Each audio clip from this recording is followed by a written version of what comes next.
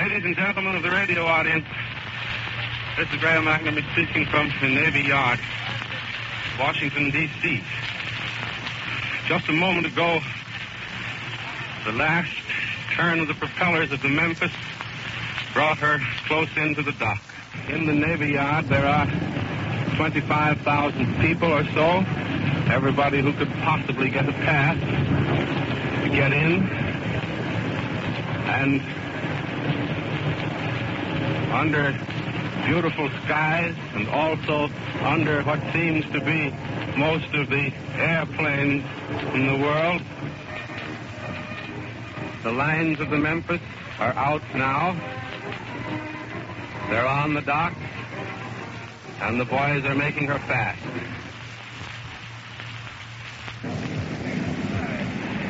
Coming around Haines Point, passing the War College, and finally steaming up amid the blare of guns and bands and the cheers of the thousands on these docks and even across the river on the banks and the tremendous crowd on the President's yacht Mayflower, which lies anchored nearby. Above, as this new world hero, this new ambassador of America to all other countries, came in, the sky was black with the planes of the United States of America.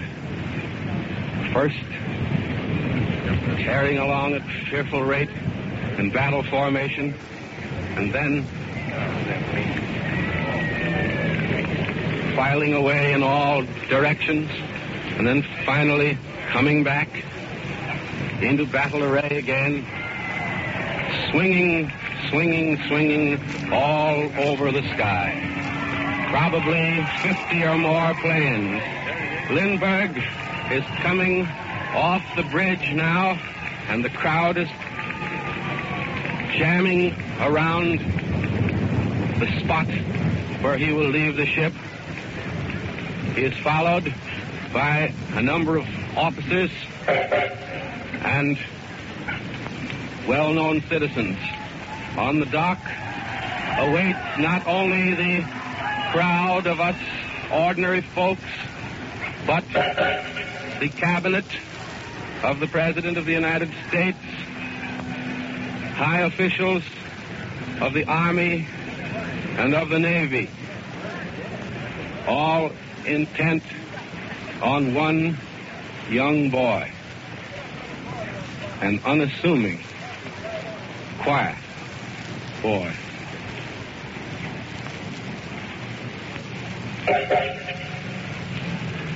They're putting the gangplank in place now for Lindbergh's leaving the boat on which he has returned from Europe after his tremendous triumphs at Paris and elsewhere. A very beautiful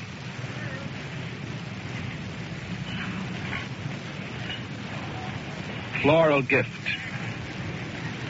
has just been brought and will be presented to Colonel Lindbergh. And now, as he comes off, this new hero, and the cheers go up, and the parade begins to leave here, we turn the microphone over to Mr. Phillips Carlin, who is atop of the Washington Monument.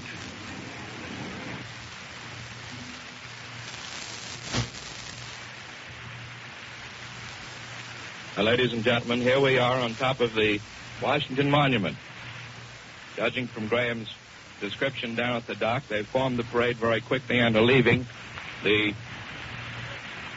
place where he landed. We called the roll before, and I want to explain to you briefly what we're attempting to do. Graham was down at the dock, which is about 5.5 miles from where I'm located in a direct line. I can see the docks, but couldn't see Graham. The Capitol is further to the left of the docks, and on that, a little while ago, I could see Milton J. Cross, who was up on the dome, and we'll take the picture up when the parade swings from Pennsylvania Avenue around. Join the Peace Monument gathering, the troops which are gathering there from all points of the city to form the large parade, which will come up Pennsylvania Avenue. And as they march up Pennsylvania, J.B. Daniels at the Treasury Building will describe it, and after they leave the Treasury Building, I'll pick it up again, and then finally Graham McNamee will have it at the grounds down below me.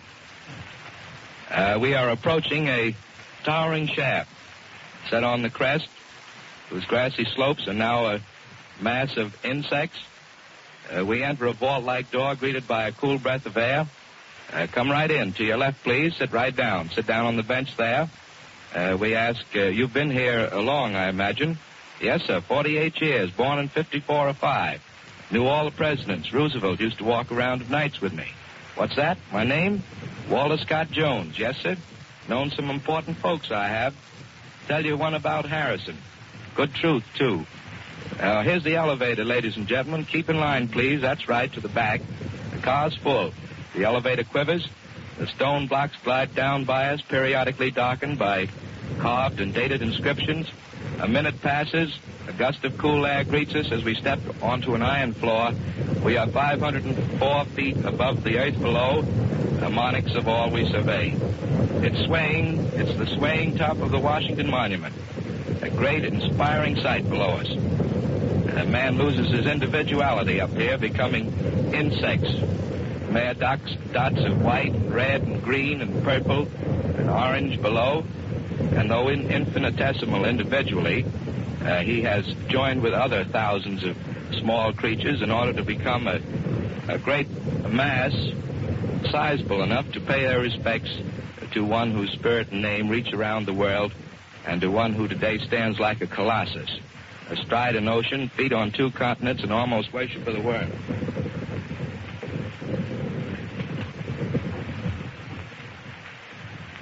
He's worshipped not so much for his achievement as for the spirit behind the deed, and with the deed performed, for his modest acceptance of the honors heaped upon him.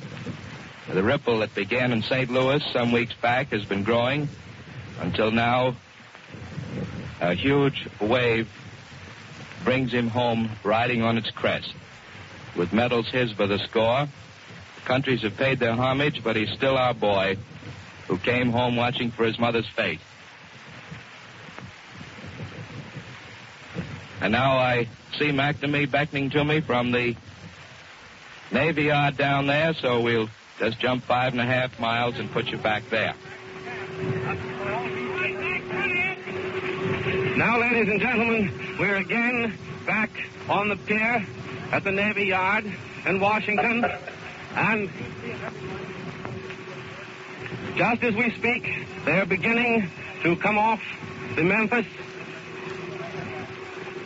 and in a minute, Colonel Lindbergh will again put foot on American soil. The parade of cars is beginning to form on the other side of the pier. And, well, the moment is tremendously intense. It seems to hold its intensity longer than one would think possible. Every moment,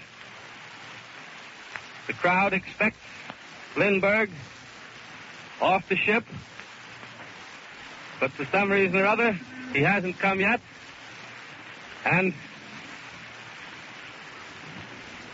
they still hold this tremendous excitement.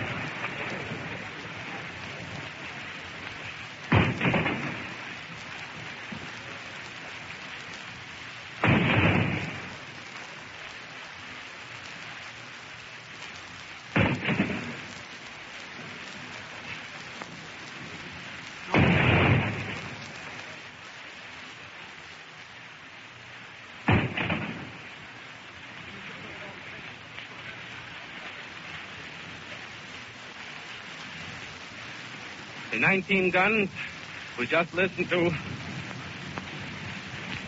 were the salute for Secretary Wilbur of the Navy.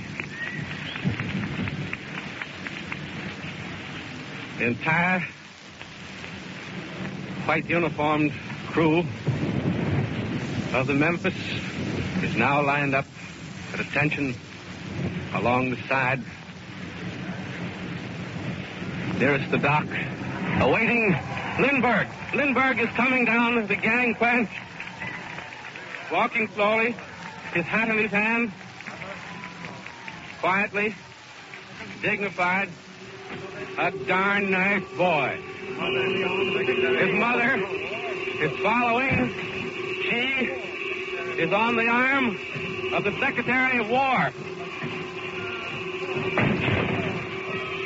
And again, we get the salute. Secretary Davis is with the mother of Lindbergh. And now, ladies and gentlemen, we'll stop this part of the most terrific broadcast I ever took part in. This is Graham McNamee talking from the Navy Yard, turning the microphone over to Mr. Phillips Harlan at the top of the monument, or to Mr. Cross, Mr. Milton Cross, as the case may be. Please stand by. And then the big, open, looks like a Pierce Arrow car from here. I can't make out just who's in this yet.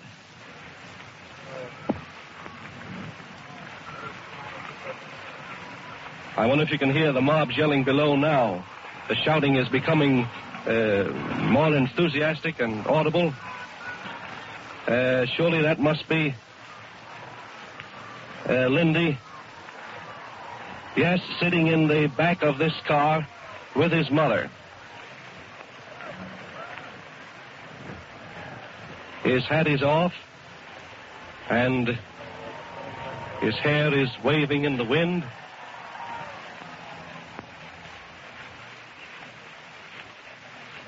And the White House car is passing directly in front of the Capitol now. And is just about to round the corner of the Capitol grounds. And so if you'll be patient for just a moment, I'll run around to the other side of the microphone where I can get a better view of things. Please stand by just a moment.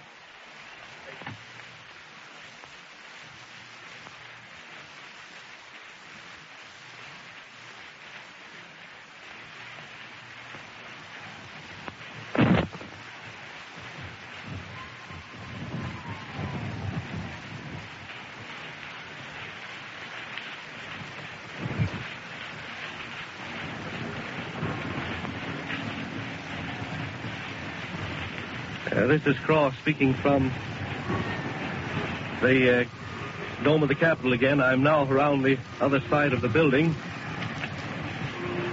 The official White House car with Lindy and his mother is making its way slowly around to the northwest part of the Capitol building.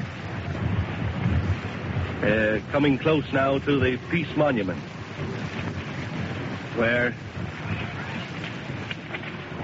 they will follow the procession of sailors and soldiers up Pennsylvania Avenue toward the Washington Monument. The parade already extends up, it seems to me, about 10 blocks.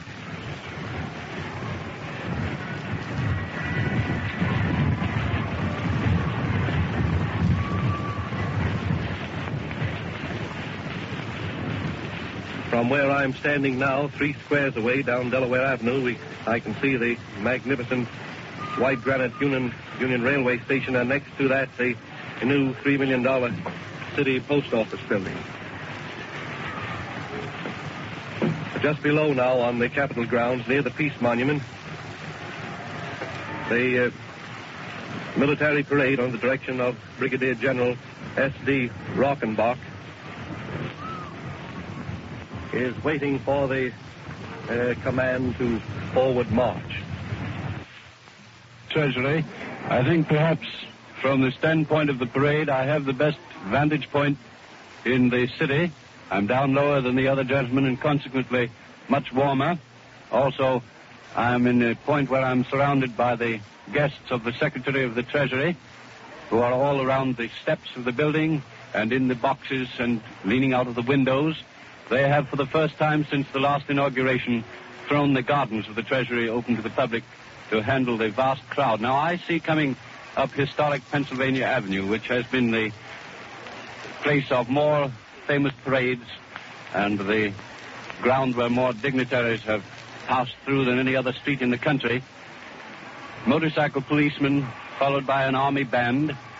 They're passing now under a huge flag, which is stretched across Pennsylvania Avenue from the old post office building, where a little while earlier there seemed to be a fire. The fire engines went down, and there was much smoke. That, however, has cleared away now. I've never seen such an enthusiastic crowd in my life. The people around me, I know, are going to forget everything I've told them and cheer and yell, and then perhaps you won't be able to hear me at all, but you'll hear the cheering, which is the main thing. The hotels and office buildings in the neighborhood are filled with people. The sun is shining very brightly at the moment, but the people here have so many umbrellas that it's not particularly getting in my eyes. Now the motorcycle policeman and the car in which the chief of police is seated are right at the turning point, 15th Street and Pennsylvania Avenue. I can see all the way down to the Peace Monument this long parade with their flags flying in the wind, vying with all the flags that are decorating the buildings and the street. Of course, all the streetcars and all traffic has been removed from Pennsylvania Avenue. They're on the right-hand side of the avenue coming up, that is, on my left. First, the motorcycle policemen who have now turned to go into the monument grounds, and then the military organization, cavalry, and then the band, and then the soldiers on foot. The band is playing. They're not quite close enough for me to hear just what they're playing. The crowd here is waiting in rather a sort of hushed anticipation. The cheering, when it does come, will be tremendous because they are packed from the street line back to the buildings as deep as is possible. It's just a riot of colors. Most of the men have removed their coats with the kind permission of the ladies here, and with the assistance of some of them, I've already taken mine off, and we're all waiting for Lindbergh. The Secretary of the Treasury, Mr. Mellon, is leaning from one of the windows of his office. General Andrews, the Prohibition Enforcement Officer, is looking out his windows with his party. And then I see Ogden Mills, the Assistant Secretary of the Treasury, in his office. Brigadier General Herbert M. Lord and his party are up on the third floor, where are the offices of the Budget Committee. Here comes the band, I think led by Captain Stannard, whom you members of the radio audience have heard so many times, but he is not close enough for me to distinguish him. And now the cheering begins because I can see about 5 blocks down an automobile which I presume contains Colonel Lindbergh and his mother. Yes, now the hand clapping for the band and the soldiers, that sort of applause which always goes with the parade of any military organization, is commencing. I'm only hoping that the people around me here won't start cheering until I get just about ready to finish, because as soon as Colonel Lindbergh's party passes around the corner, I'm going to return you to the monument and Mr. Carlin for a further description of his really triumphal progress. They tell me here that never since, I think, Roosevelt's inauguration have there been so many demands for admittance to the various points of vantage. Received so many invitations, so many insistent demands for space. And this would seem to be in line with the receptions that were accorded the Colonel in Paris and in London. the sort of thing that arouses an enthusiasm that almost nothing else can touch. Oh, there are so many soldiers, so many companies. Now here comes another band, another regiment, more flags. I can see where Mr. Cross was, but he's too far away for me to see him. I can see the painted dome of the Capitol right down in back of the beautiful Peace Monument. Here on the Treasury, they've even climbed up around the statue of Alexander Hamilton, who was the first Secretary of the Treasury. General Sherman's statue over in the monument grounds is also well decorated with human beings who seek higher vantage points. We command the entire stretch of the parade from here. It's a magnificent spectacle, of course. Everybody is just waiting to get a look at Colonel Lindbergh. I'm just as anxious as the rest of them to see him, but we have to wait until his car reaches us. I can't even see it now because the beautiful trees that line Pennsylvania Avenue have such heavy foliage that it seems to come down almost to the street. That is, of course, the perspective from this distance. Here on the Treasury grounds, they're all standing up now. They've been seated. The cameramen, moving picture cameramen, and the men who are going to take stills are perched up on ladders and climbing on chairs and standing on the rails that surround the Treasury building. The other band is just turning the corner, going around, and now I see further down another company of, it seems to me, cavalry. More flags, more bands. One or two persons cross the street in between the companies as they always do at parades. So far, the Capitol Police, with the assistance of General Rockenbach's 1,000 men and the Boy Scouts, we mustn't forget the Boy Scouts, they're invaluable. People will do lots of things for a boy that they won't do for a grown man. And they're all maintaining an orderly and decorous crowd. I'm afraid that when Colonel Lindbergh arrives, they won't be so decorous, but let us hope that they will be orderly. There has been no hitch so far. Everything has moved splendidly. And now they're cheering the commanding officer of the regiment that's passing a reviewing stand across from me. I can't see who it is. I'm sorry. As this cavalry is approaching now, they each have the little red banner with the device of the regiment on it, and then the American flag carried with the regimental colors in front. Yet another band, and from the way I can hear the applause, I imagine Colonel Lindbergh is not so far away. I can see way down the avenue now a group of men in white and another band. Perhaps the colonel is still way down that end, and it will be some time before he gets here. I have seen lots of parades in my time. I've never seen one where everybody waited with such expectation for the one central figure as this parade. All the presidents, you know, pass up this avenue on their way to the White House to take the oath of office. All celebrations on holidays are held here mainly. Parades all start here, and we're used to celebrations in Washington. And this is a new type of celebration. A young man who has attempted and successfully fulfilled such an astounding feat is being received and accorded the highest honors in the country. But more than that, I should think to him would be the absolute adulation of these crowds of citizens.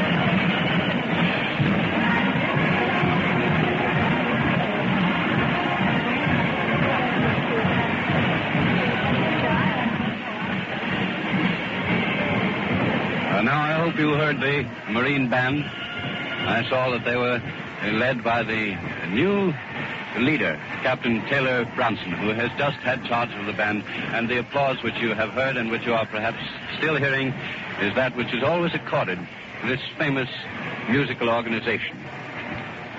Here come the Marines, and in back of the Marines, the sailors.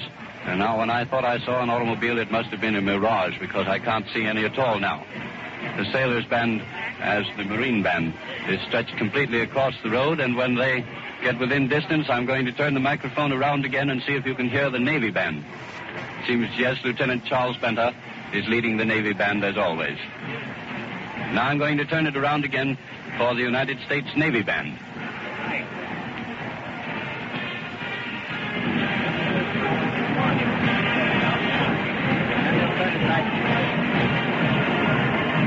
And now as the start of the parade goes into the monument grounds, I'm going to turn this back to Mr. Phillips Collin from his point of vantage to continue the description. Ladies and gentlemen, I believe that the President of the United States has arrived in the bandstand, the grandstand right below me here. The national anthem has just been played by the Marine Band, which is stationed down there immediately in front of the rostrum from which President Coolidge will speak. We're now facing the north wind again, and the war forces, the thought struck me, are paying their tribute to a peace hero. The war heroes never received greater homage than this boy, the David who overcame the Goliath of the unknown, the night, and the elements. And nature seemed to welcome a conqueror in whose heart was courageous humility. And it has been said, you know, the meek shall inherit the earth, and the earth is certainly Lindbergh's today. Looking from 504 feet in the air, we see little brown toy soldiers, little black lead horses, coming to life. Even the buildings seem to be bowing under the weight of the sightseers, bowing to this Alexander of the air. The slope beneath me is covered with thousands of little spots of pink and blue and purples and reds, whites, blacks, and the troops are filing into the ground in this pot-shaped affair which has been roped off around the stand. There are about 250 photographers on a raised pedestal in front of the president's box, and on each side of the president we have a small collection of seats. But Mr.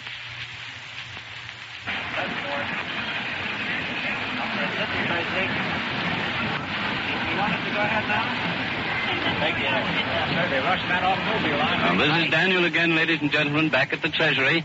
And now I can see, definitely, in back of this regiment of soldiers, the automobile, or the string of automobiles, in the front one of which is seated Colonel Lindbergh. The president has arrived at the monument and awaits him there, and they seem to be making a little bit better time. They have been marching very slowly hitherto. I can see the crowds breaking ranks way down the avenue, but in this vicinity they're still very controlled and quiet, merely according applause to the various bands as they pass. More policemen have come now and stationed themselves in front of the crowd and in the street. The soldiers immediately preceding the automobile parade are stretched out almost entirely across the street, I suppose, to make more sure of its being kept clean. Now there's a sight. Way down the avenue, these people who are so small that they look almost like ants from this distance are just surging out into the street, and just like waves rippling over the sand. That is the effect that one gets from here. It is surging out and following the string of automobiles up the avenue. I imagine that within a little while they'll all be over in the monument grounds, and it wouldn't surprise me in the least if they all followed Colonel Lindbergh around all the time Washington has the honor of having him in its midst. Now I can hear the cheering down the avenue as he reaches the various points of vantage for the crowd. A patrol wagon with some Marines on the step and just passes me and goes on to make more certain of the clear advance for the parade. The automobile in which Colonel Lindbergh is to be found is followed by a regiment or a company of cavalry, mounted troops. They all make a very impressive appearance, particularly when you view a spectacle of this sort from above the ground and looking down at it from a distance.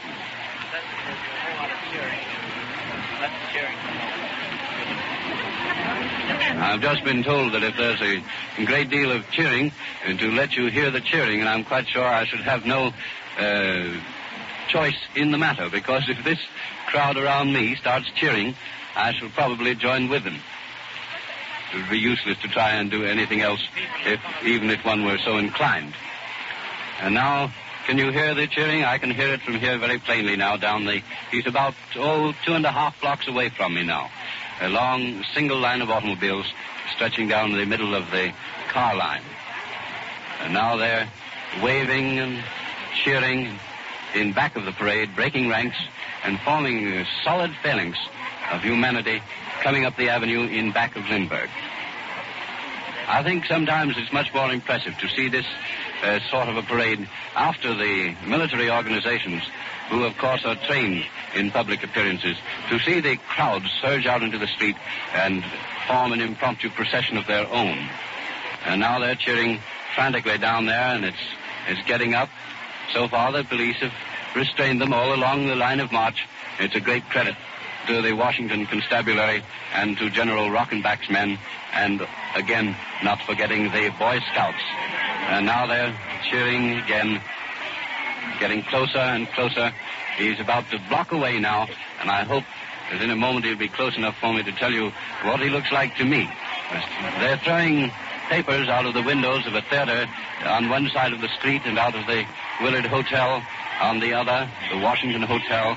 This looks almost like downtown New York during the Armistice Day, when one was lucky if one didn't get hit over the head with a wastebasket thrown by some more enthusiastic than thoughtful person.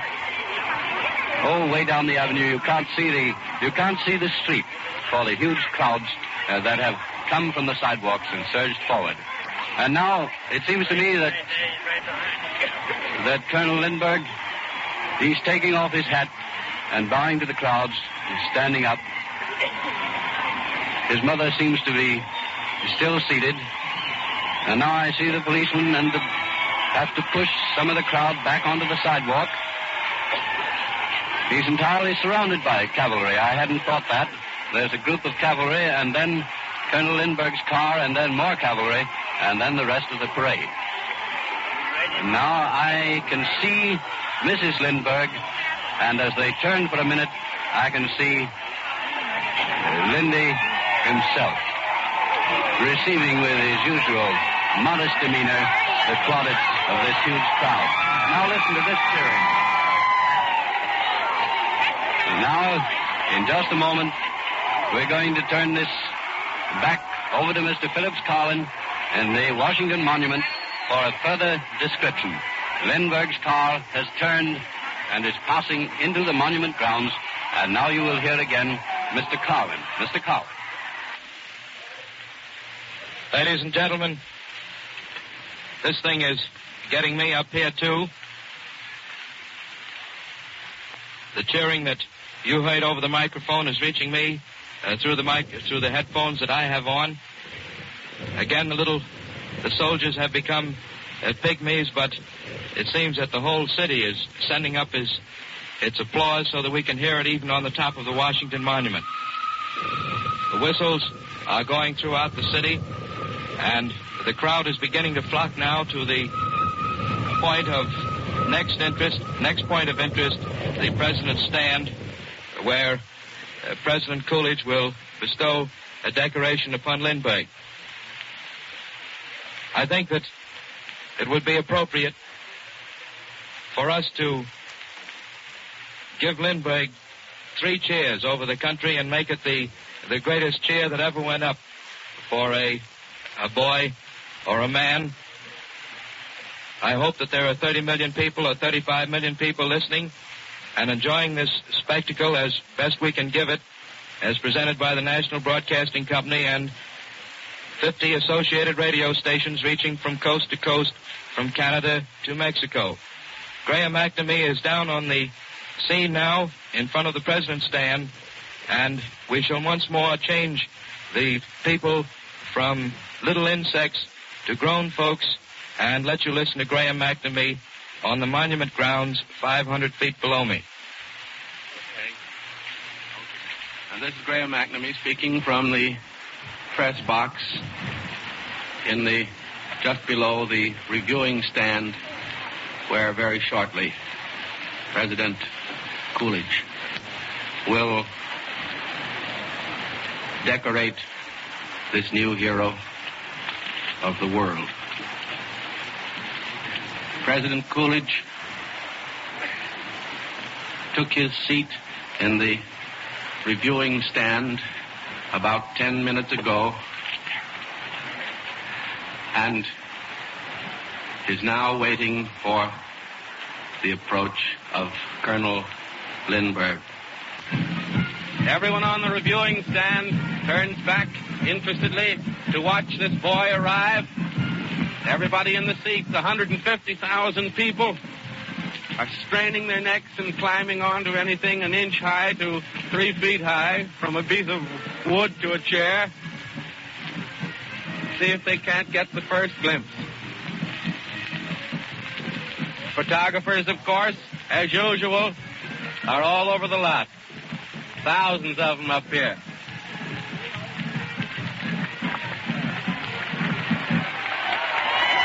Here's the boy.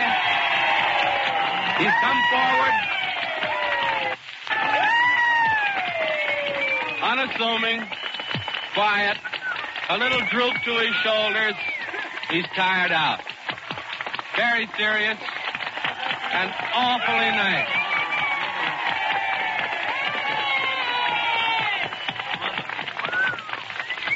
Now we turn the microphone to the stand, the reviewing stand, where President Coolidge and this boy, Lindbergh, stand quietly together.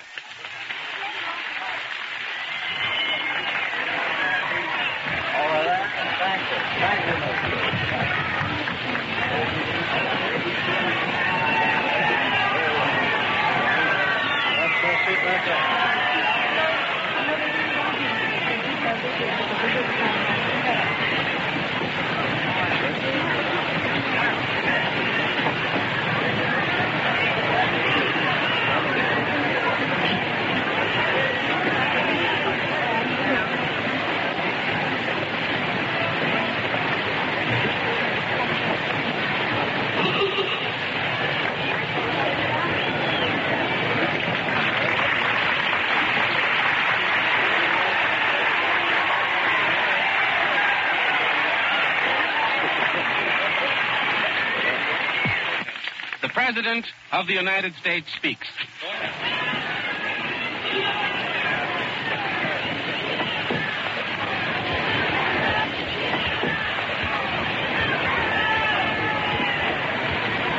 Now, fellow countrymen,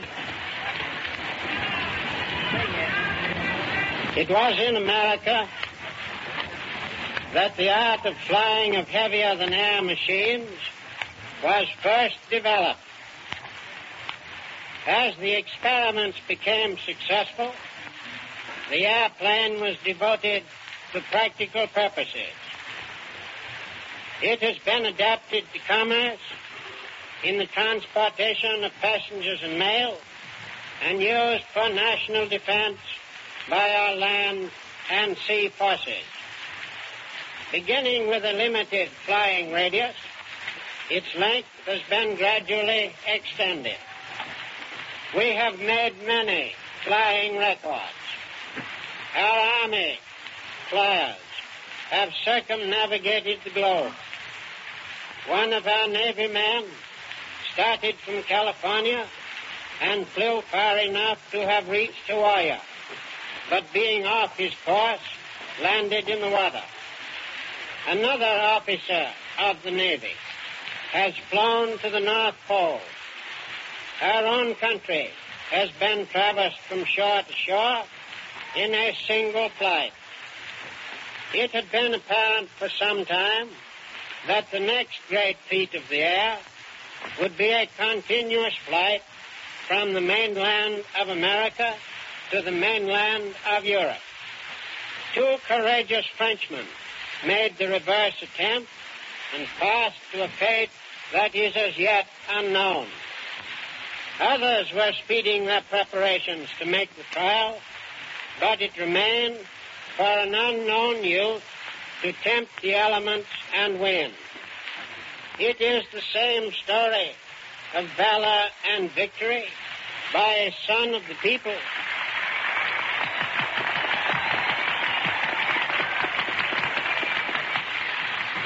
That shines through every page of American history. 25 years ago, there was born in Detroit, Michigan, a boy representing the best traditions of this country, of a stock known for its deeds of adventure and exploration. His father, moved with a desire for public service, was a member of Congress for several terms. His mother, who dowered her son with her own modesty and charm,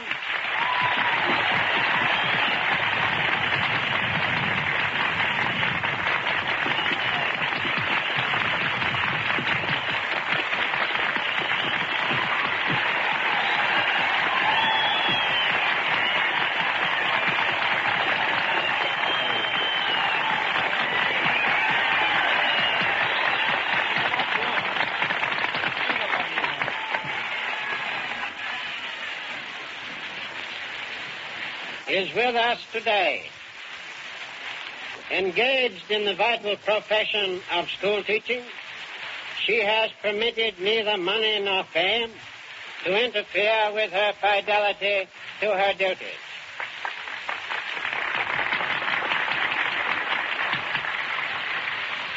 Too young to have enlisted in the World War, her son became a student at one of the big state universities.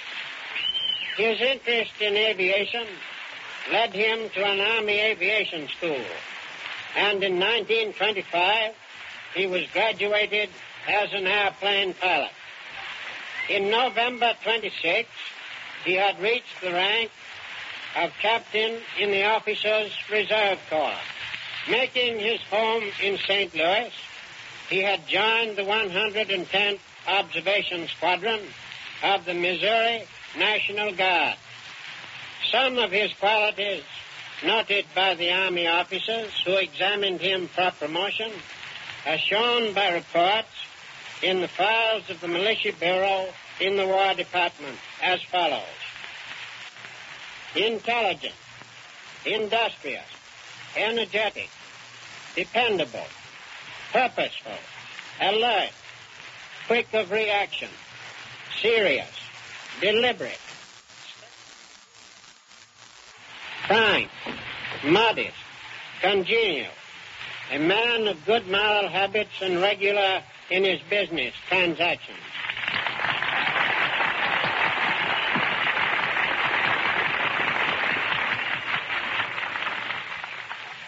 One of the officers expressed his belief that the young man would successfully complete everything he undertakes.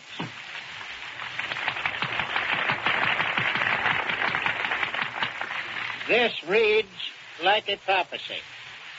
Later, he became connected with the United States Mail Service, where he exhibited marked ability and from which he is now on leave of absence.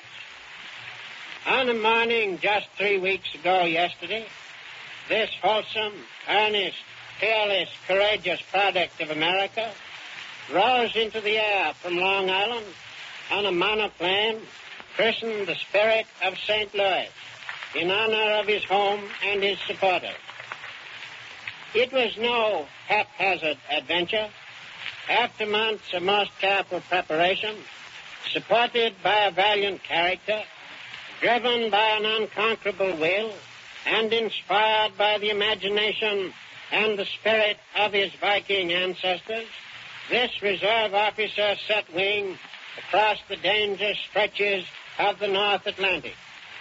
He was alone, His destination was Paris. 33 hours and 30 minutes later, in the evening of the second day, he landed at his destination on the French flying field of Le Bourget. He had traveled 3,600 miles and established a new and remarkable record. Was a perfect exhibition of art. This country will always remember the way in which he was received by the people of France, by their president, and by their government.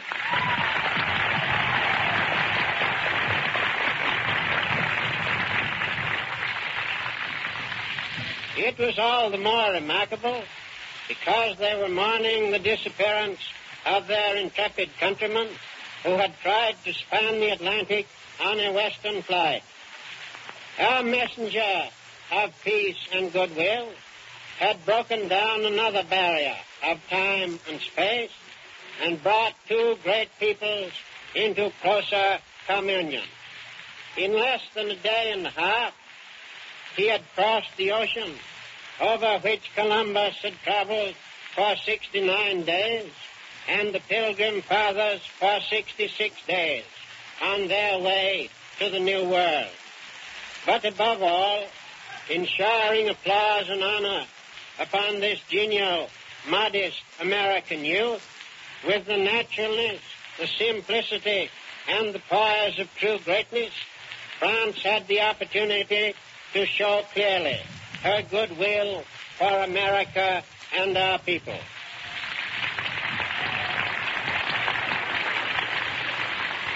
With like acclaim and evidences of cordial friendship, our ambassador without a portfolio was received by the rulers, the governments, and the peoples of England and Belgium. From other nations came hearty messages of admiration for him and for his country. For these manifold evidences of friendship, we are profoundly grateful. The absence of self-acclaim, the refusal to become commercialized, which has marked the conduct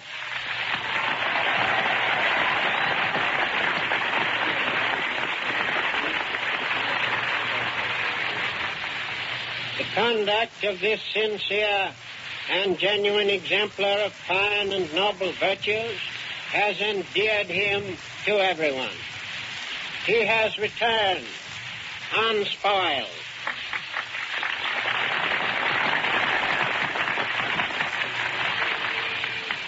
Particularly has it been delightful to have him refer to his airplane as somehow possessing a personality and being equally entitled to credit with himself.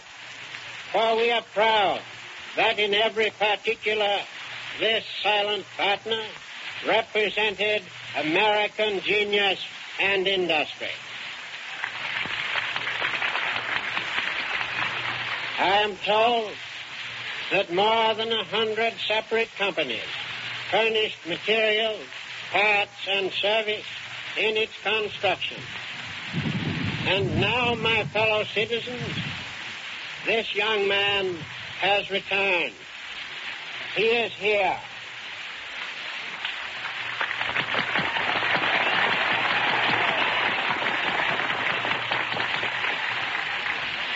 He has brought his unsullied fame home.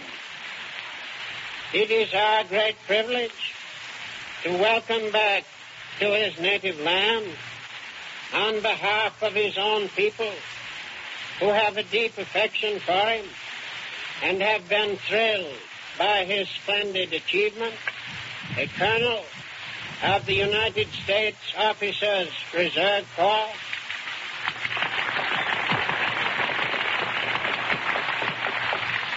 an illustrious citizen of our republic,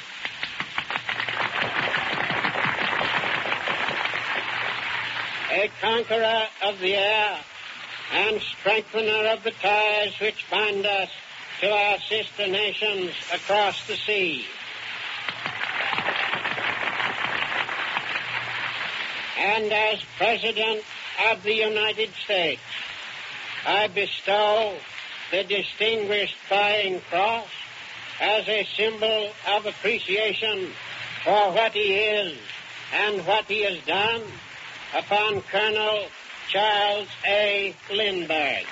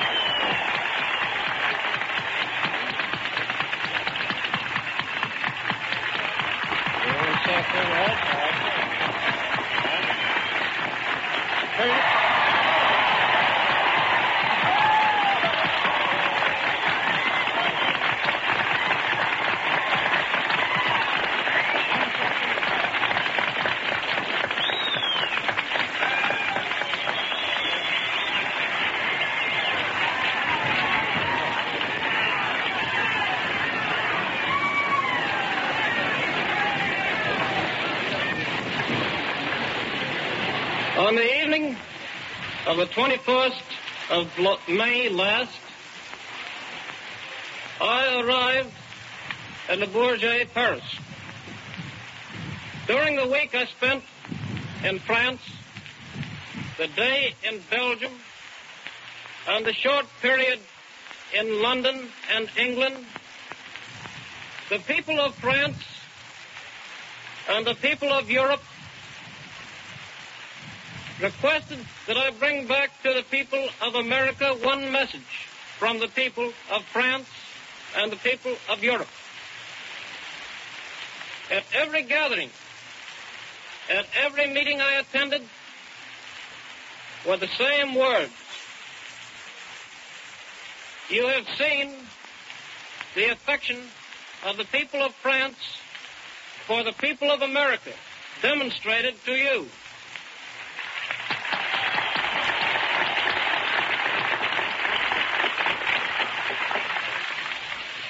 When you return to your country, take back with you this message from France and Europe to the United States of America. I thank you.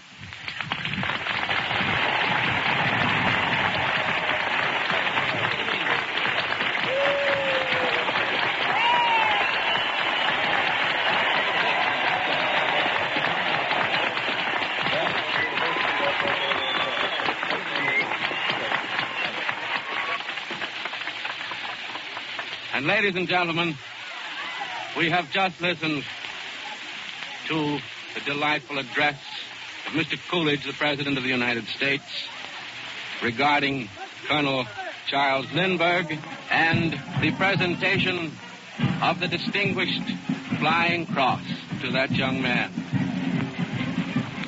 Just as the President awarded the cross to this boy, a great flock of homing pigeons was released from under the stand.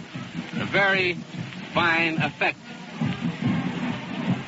Yeah. And now the National Broadcasting Company and associated radio stations who are putting on this program by radio are going to ask you to listen to the band for a few moments, because particularly this is the first time band music or music has been transmitted from the Atlantic coast to the Pacific coast, which is another epoch. We will listen to the band.